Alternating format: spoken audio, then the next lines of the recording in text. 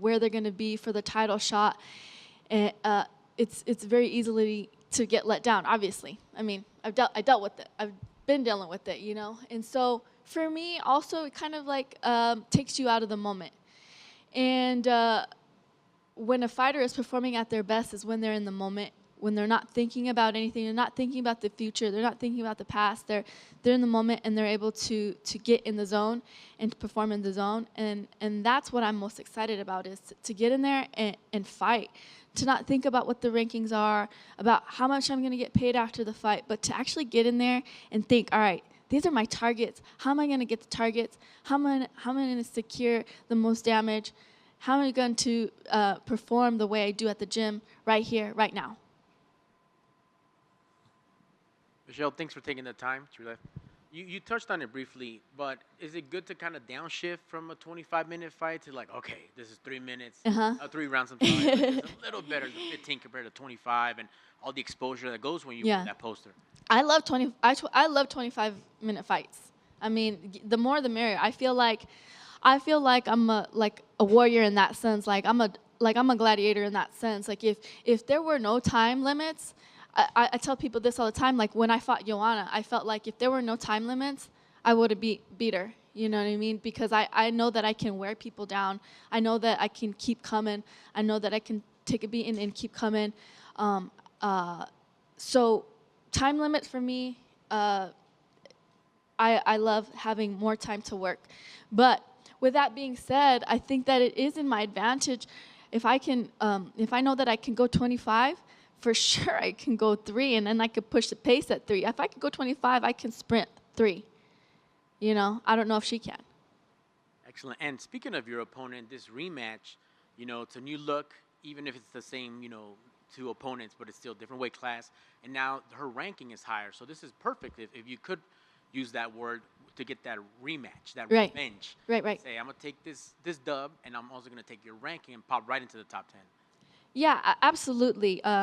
Definitely an advantageous fight for me. And very similar to when I fought Paige, a lot of people were asking me if I was upset that there was so much, media and attention on Paige.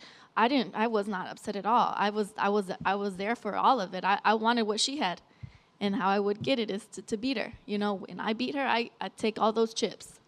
That's how I feel with this fight. Excellent. And last for me, let me circle back to what you and John were talking about with this, like an education for judges. Do you see that beneficial, something that we can do going forward where the fighters talk to the judges and say, what are you looking for? Because I know my job, but what is your job? Right. I think it would be absolutely beneficial, but not only for the fighters to talk to the judges, but to the judge to talk to the fighters.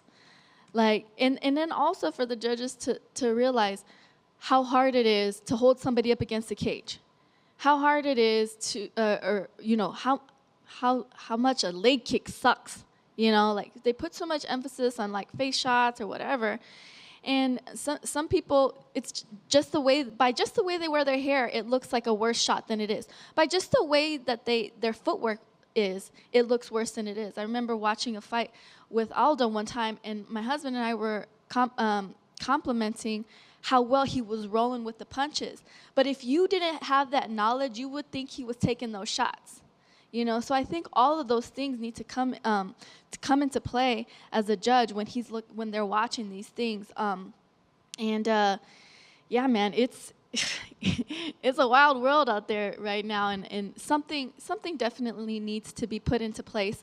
I know that Invicta does like the round by round, and that makes sense to me. The fighter doesn't necessarily need to know, but it would be nice for the coaches to know, all right, you're up that round.